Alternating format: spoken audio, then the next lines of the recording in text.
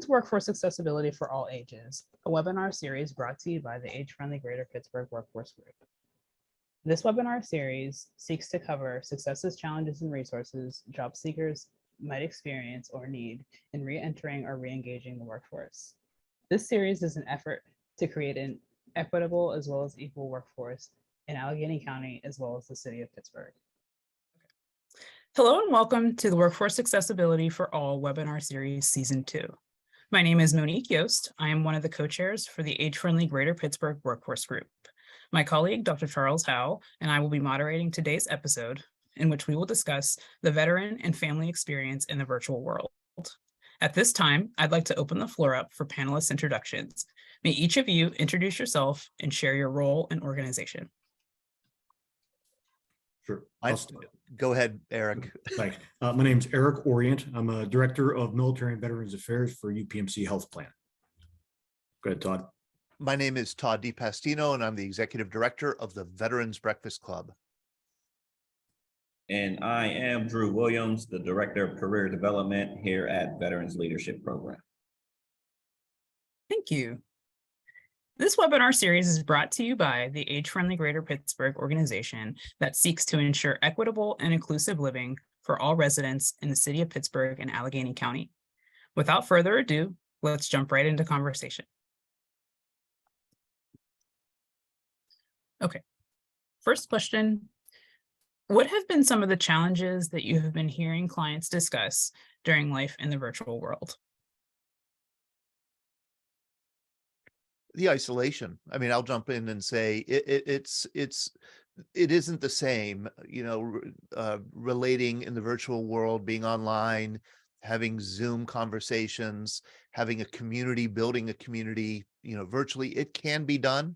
Those communities do exist and they're meaningful. But I do think that there's, a hunger for people getting together with colleagues and friends and face to face. And I'll continue with that thread. When you think about a military organization, and the smallest unit is probably a unit of 4 in a fire team, or then a squad or a platoon, and all those are very, very tight, personal, fraternal relationships where you absolutely depend on the person to your left or your right, and those bonds are not forged virtually.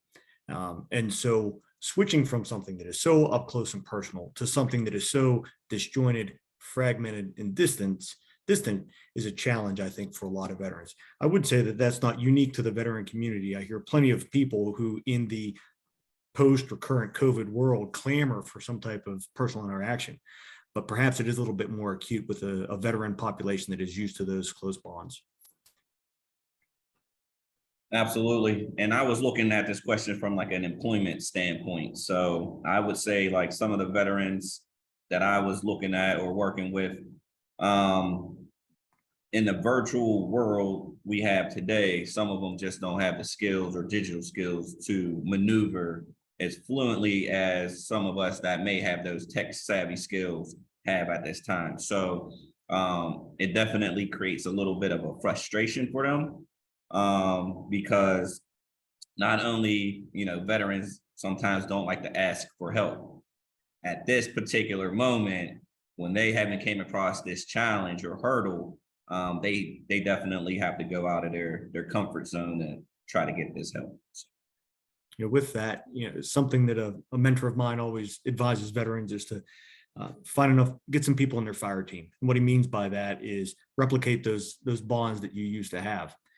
And I think we've all experienced how challenging it is to forge a new relationship with anyone virtually. You can do it, you can try, but if we go through kind of the pecking order of how you really, meet and get to know people, in person is up top, right? And then you probably have a video call, then you have a phone call, and the worst is just email or text. And so as we get further and further away from personal interaction, for whatever reason, by choice or by the realities of our situation, it becomes tough to make those connections. And networking is so critically important when we're thinking about the job search. Yeah, networking is important for the job search. And I do think that the problem is amplified for veterans. I'm not a veteran myself, so I know this from my work with the Veterans Breakfast Club, talking with thousands of veterans over the years, the one thing I've learned is that the military, the armed forces, is a distinct and separate subculture. When you go to basic training, you go to boot camp, you get indoctrinated into a subculture that's very different from the civilian world. And the longer you are immersed in that subculture, the more it becomes a part of you, and it transforms you for the rest of your life. And then when you're released from it and sent back into the civilian world, it's hard to adjust because people like me don't understand the subculture. They don't get the jargon, they don't get the values, they don't get the attitudes and the intense, absolutely intense relationships that you form in the military. There's no real equivalent. There's no real job like the military in the civilian world. So adjusting even in normal times, even in the non-virtual environment, is tough. But you add the virtual environment, that creates an extra distance, and I think that does amplify the problem. So just sort of as a follow-up to everything that you all have covered, like how do these issues that you've talked about, how do they present differently for older veterans? I think For Todd, older you might be- veterans. Yeah, Todd, you're probably the right guy to talk on that. Yeah, one. man, am I the guy to talk to about older veterans? Yeah, we do. I mean, the Veterans Breakfast Club, we do in-person programming and we do online programming. And a lot of the people who come to our events are retired. So they're veterans who are 60 and older. Maybe, you know, tomorrow we're having an event and we'll have a 100-year-old veteran there. And so obviously the issue is connecting. It's kind of like a cruel, you know, older people having the ability to connect online through their devices. It's kind of a cruel irony that I think the people who can be most helped by these kind of virtual programs are the people who are least likely to be able to make the connection to these kind of virtual programs just by virtue of their age. They didn't grow up in the digital era. You know, all this technology can be baffling to them. It can be expensive also. And but I think older people can really benefit from the connections that that they're able to make online. If they're not able to drive, they're not able to be mobile, they could connect.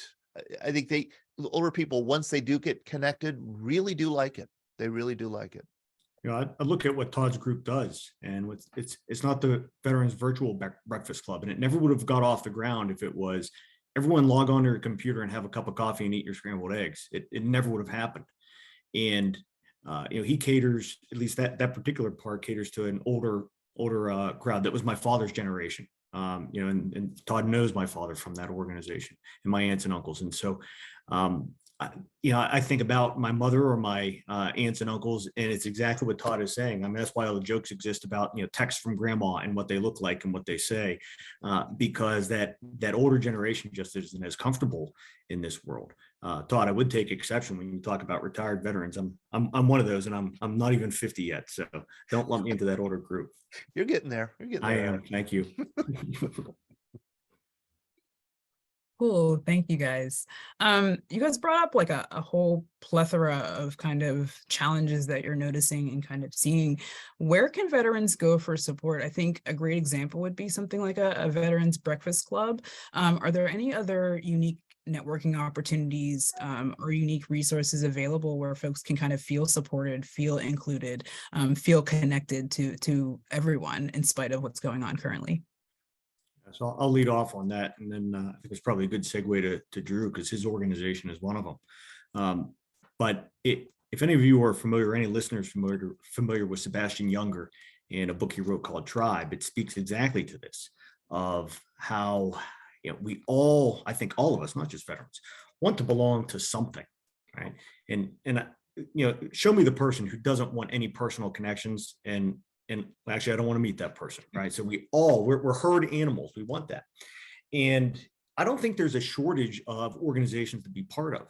So if you want to continue to serve and feel like you're doing something for the broader community, there are organizations like the Mission Continues or Team Rubicon, which do like disaster response or community service.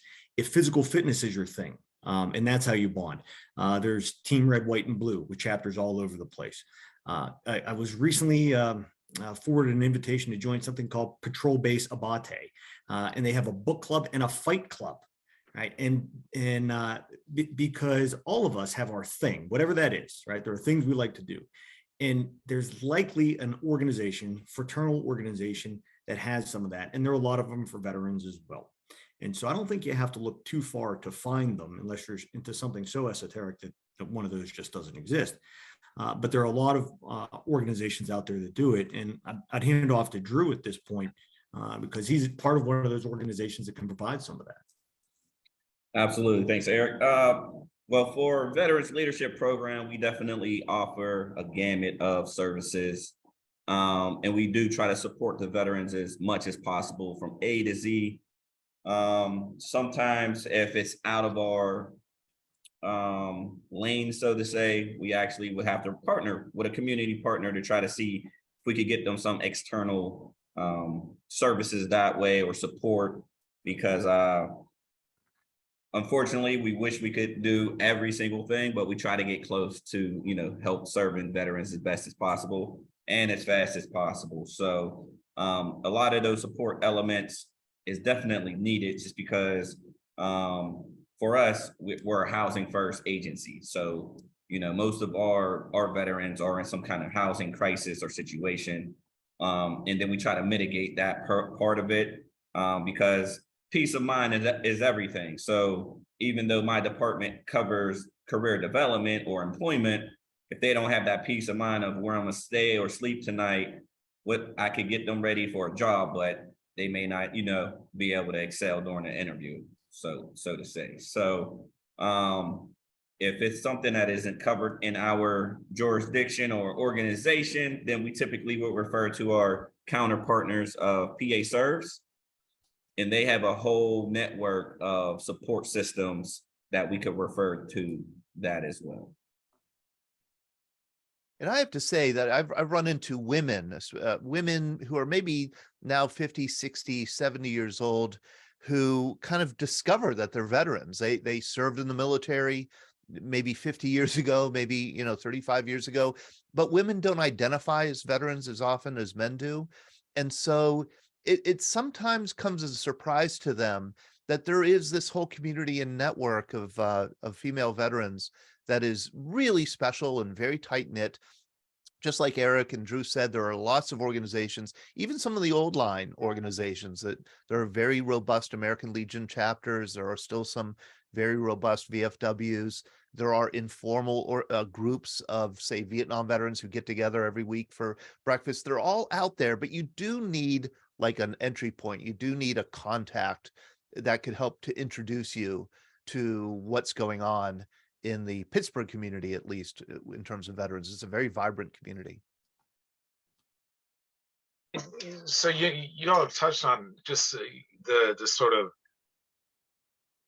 collection of issues that are affecting a lot of job seekers right now, not just veterans, but when we talk about homelessness or some of the other sort of barriers to employment, whether it's education or family situation, all those sort of things.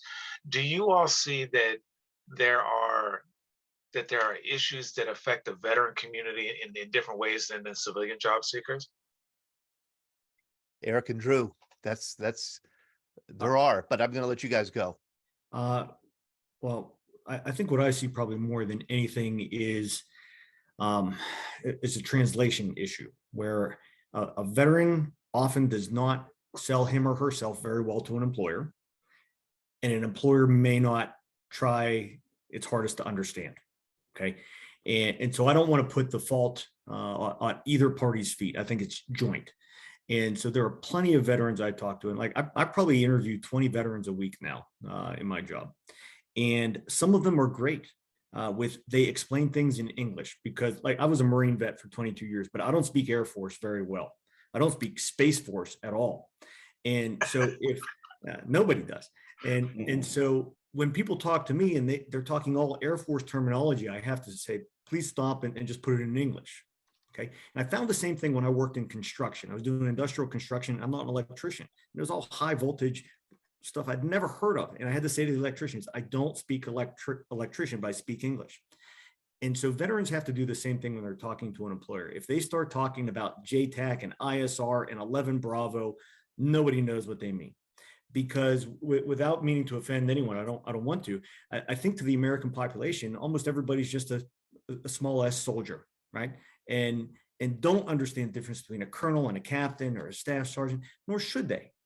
So it's incumbent upon the veteran to make sure that understanding is there. But again, that the recruiters or the talent acquisition people or the employers need to try and meet people where they are.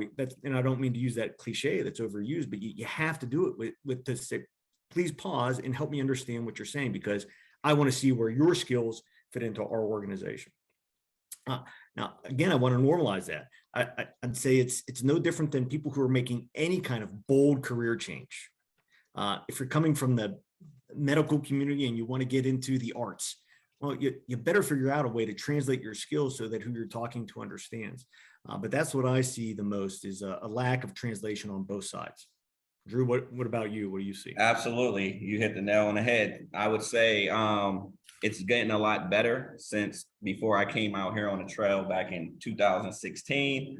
So even in this little bit of time, there's been a lot of, they made a lot of headway getting towards employers, learning a little bit more about how veterans or military service members jobs they did, so they don't have to translate it all the way, but some of the little bit of jargon that they can pick up just by day-to-day conversation with veterans is always a plus.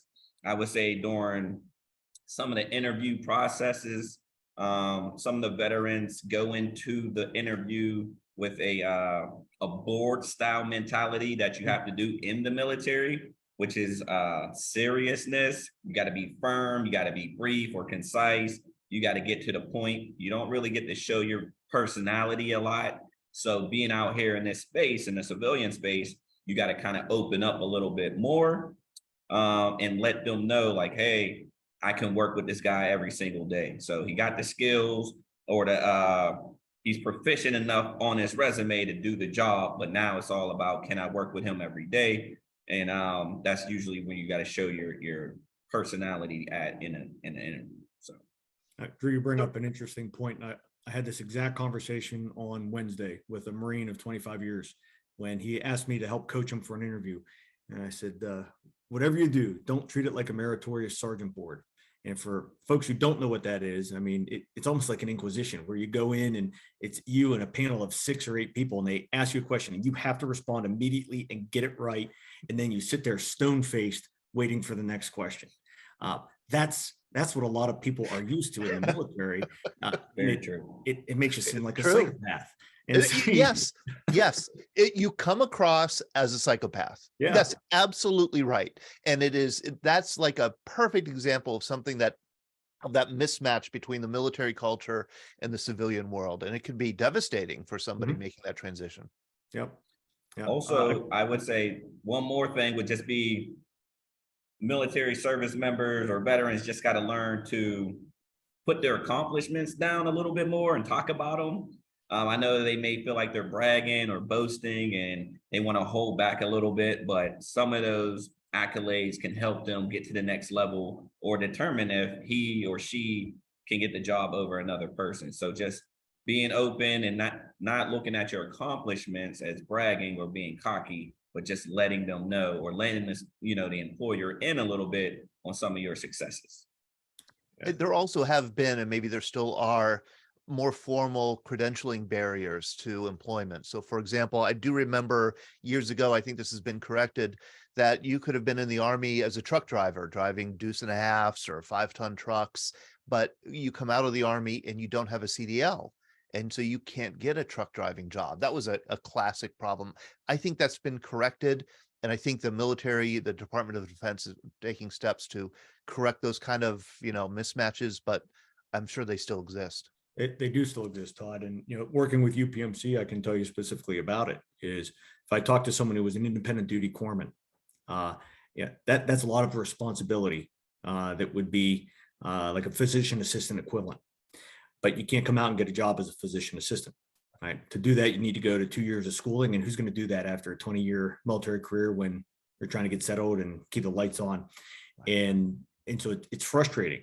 And I understand that. There are some things where maybe if you're a respiratory therapist in the military, you have a state license that there's reciprocity wherever you're going. But some of these things with medics and corpsmen, there's not a direct path. And I believe there's legislation about that that's been introduced, but I don't know where that stands. I don't work in that sphere, but some of those barriers absolutely have been reduced, but some still exist, and that's a challenge for someone exiting the service saying, "I got 20 years of experience doing this, and you won't take any of it."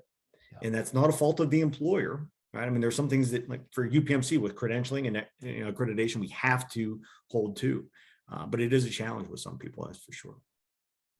Or from an infantry standpoint, if you did 20 years in the infantry, they try to pigeonhole you into a security job or some kind of meanwhile, you're looking like I did way more than just pool security and do fire, ranges and stuff like that, like and train soldiers just to kick down doors. So I feel like even though they get their skill set translated, sometimes it's good to have another eyes set on it. So if they go to like military.com and get their skills translated that way, as the professional, working with that, veteran, it's up to us to kind of help shape that a little bit more and bring it out like more of the operational side. That way they're not putting you at, an entry level position and you're a command sergeant major, something like that. Right. Drew, that's something that comes up a lot as I try to talk to folks at UPMC in the health plan, where it often happens with first sergeants and sergeants major. And Drew, you know what those guys can do. Right. But when you look at a resume with them, you won't see what they're capable of. It doesn't appear on there. And so what I often have to do is I'll do a referral for someone and I'll to, let's say, a senior leader at the health plan. I'll say, now, the guy's rank is a first sergeant. Let me tell you what a first sergeant does. And because I've been out of the military for 10 years, I can explain it from both sides. Yeah. Whereas the guy just exiting the service or the woman exiting the service, they're not going to be able to say, well, here's what it means to you in your line of business, because they have no familiarity there. And so here's where that translation thing and having an advocate helps, is someone who can speak on your behalf and represent you well, not because you can't represent yourself well, you just don't know how to do it. You don't speak this new lexicon. Right. And so it's not just by MOS, to Drew's point, sometimes it's by rank. And when I see someone who's an E9, a command sergeant major, I know that that person had a number of years in a specific military job, and then they moved out of it and got to a chief of staff kind of role, a second in command kind of role, an HR role. Right. But you're not going to see HR on that resume anywhere. So it goes back to that translation issue. Absolutely. I was thinking the same thing. I know a couple retired command sergeant majors, and I know that they ran into that problem. And, what people don't understand who've not been in the military, that, when you're in the Army and you're talking with a command sergeant major, it's very close to talking to God. I mean, it is, these people have a lot of power, a lot of responsibility. They are excellent teachers. They're excellent leaders. They're excellent at organizing teams, getting them on the same page on the mission. I mean, that's what they do all day. But it's hard to get those skills across to a civilian employer. Totally. I did have a follow-up question. You guys have kind of been spending some time talking about kind of the disconnect between, civilian employers and kind of military life and the translation. Is there a location or is there a resource available for employers to really dive in and engage the veteran population so that the disconnect is minimized? Because I mean, even in hearing you guys talk, I'm, soaking it all in and I'm like, oh, that makes a lot of sense. So is there something or somewhere where employers can really go to dive in there and make sure that they're using best practices when servicing veteran employees? I would say from a veteran organization standpoint, for the career development department here, we branch out to all employers that we can connect with, and we build that relationship to kind of be the advocates prior to any of our veterans getting referred or applying to those positions. And one way to build that bond or relationship is to send quality candidates their way, not just a bunch of veterans that may not, meet the requirements, so to say, and waste anyone's time. So just having that one-on-one, building that network up with employers. We don't have like a database per se. We operate more of a tracker, but going to the career fairs and just meeting all the employers face to face, like Eric said, nothing's better than a face-to-face relationship. Zoom is good for the, the short term, but as far as like the long-term relationships, having those face-to-face relationships, it goes far. So. There's a certification you can get. I think it's called Veterans at Work. And it's through like the Society of Human Resources Professionals or something like that. Maybe it's offered by a group called Psych Armor. I can't exactly remember, but it's a certification, Veterans at Work. I bet if people Google it, they'd find it. And it's about 8 hours, and it's designed for talent acquisition folks. And I went and I did that just to see what it was like, to see if I'd recommend it to folks in the organization. And it does an okay job at a military 101, I would call it. But here's a challenge for you, Monique. Like, I'm no expert on the Marine Corps, but you could ask me most things and I'd be pretty close. But you ask me something on the Army or the Navy, and I might get close because to try and paint veterans with one brush, or paint all the services with one brush, that's really, really challenging to do. And so that's the struggle I've seen as I've looked for resources to give to people, to say, here's your military 101 course. I don't know how you distill that down to a couple hours. And so it becomes, like it's, can you and I talk to each other? Yes or no? Can we find common ground? Yes or no? Well, it depends on how willing we are to do that, and so I don't know the exact resource I'd point people to. But that's, I think, one of the struggles is it's a pretty broad topic to try and condense down into something simple. I mean, I think if an employer came to me, or somebody worked for a company saying, hey, I'm interested in recruiting veterans to work, but I don't know anything about the veteran community, I would point them to the Veterans Leadership Program, absolutely, or Pittsburgh Hires Veterans, which is another kind of related organization that connects employers with veterans who are seeking to have get jobs commensurate, career path jobs. And they're great. I mean, I think they do a lot of education of employers, which is really important. I mean, it's so important, of course, for the service person to be able to transition, but it's also important for the employer to be able to receive a veteran employee. And most, I would say, employers have specific positions that they're looking for. So that's where the relationship and the breakdown kind of interacts with each other. Just so, like, if they're looking for truck drivers and someone was a truck driver in the Marine Corps and someone was an 88 Mike in the Army or Air Force, I mean, that kind of, it doesn't matter what branch you are in at that point, because they're specifically looking for that. But if you have an employer that have a plethora of jobs and they say, we have 10,000 open positions, then that's where I can see where Eric's coming from, where you can't, paint the broad strokes. So, again, we've covered a lot of ground, and as we're looking to move to a close, I would ask from each of you this sort of two-part question then. What's the best piece of advice that you would give to somebody who's a veteran and a job seeker in the current circumstance, right? Somewhat relative post-pandemic world. But also, what's that best piece of advice that you would give to the service agencies that are helping to support? I mean, you all are in the trenches doing this work as well, and you are all represent the nonprofit community that helps to support. So what are those best pieces of advice that you give to veterans and to the supportive groups so that we can do a better job of helping folks transition successfully? So I'll lead off. I'd say what I tell veterans is it's really twofold. One is that you have to have someone on the inside, right? So that's networking, but find someone who's going to be your advocate. Okay. But the corollary with that is you don't need a cheerleader, you need a coach.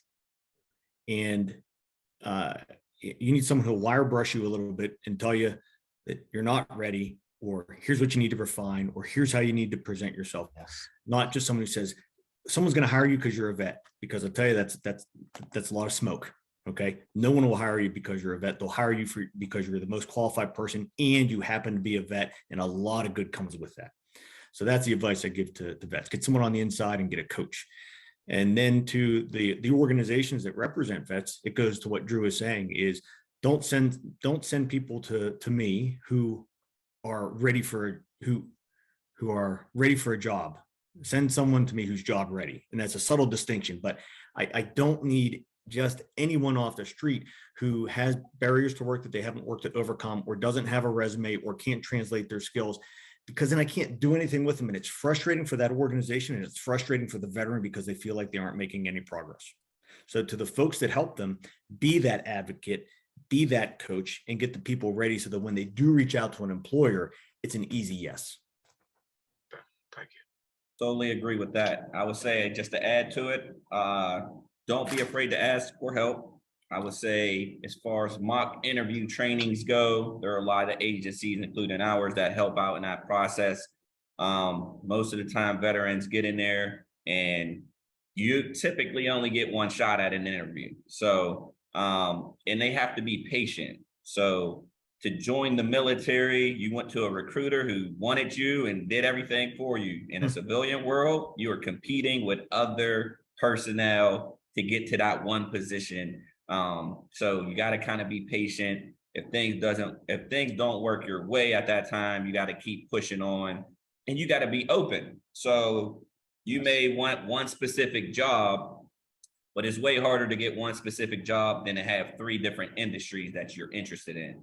Let the organizations have an opportunity to kind of work with you to get to that next level. But if you have one specific job and you're not willing to budge on it, that's going to be a lot harder or tougher on that veteran as well. So, and then even if I would say just kind of have like an ABC standpoint at sometimes, depending on your situation. If you're a homeless veteran, maybe, you know, get a job for A, and then B, get a better job, and then C, go for a career.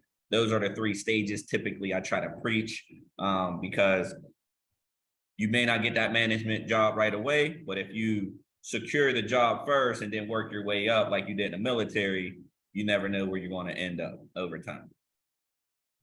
Number 1, build relationships. Number 2, build relationships. Number 3, build relationships. I mean, I think that's what it's all about when you're, seeking a job, and also when you're separating from the military into the civilian world. The great thing about the military is they want you when, assuming that you join, they accept you, and then they assign you friends. So, you don't have to do a lot of outreach to build a network or anything. It's just there with you. But when you come out, that's all on you. And I think that might be new to a lot of young veterans who are, spent their adult years in the military. They have to learn how to network and really kind of build a community and create relationships in order to get that, not the cheerleader, but the coach that Eric and Drew were talking about. Great. Thank you all so much. So much of our work on this subcommittee is really around advancing issues of equity across the workforce landscape. And so for you all to come and be able to share your expertise and insight in a way that has been so honest and transparent has been very helpful to us. I can't thank you all enough for taking the time to come on with us today and share that with us. Absolutely. To chime in, I've learned so much in the period of like 30 minutes, and I'm looking forward to kind of circling back and sharing the resources that you guys have mentioned. I will do a shameless plug. You guys mentioned a ton of great resources and organizations, so please feel free to share those with me, and I will share that with our viewers as well. Totally looking forward to connecting folks to all these amazing things that are happening. So to Charles's point, like thank you all, Todd, Eric, and Drew, for your time. We really appreciate it, and definitely looking forward to sharing this information with our viewers. So thank you. Thanks, Monique. Thank you, Monique. Thanks Thank you, for Charles. having us. Absolutely. Special thanks to the following organizations for their contributions to the webinar. There will be a one-pager including tips for all ages relating to the content that you have seen and heard during this webinar series. Please feel free to reach out to any of these organizations for more information. This webinar series is brought to you by Age Friendly Greater Pittsburgh, an organization that seeks to ensure equitable and inclusive living for residents of the city of Pittsburgh and Allegheny County.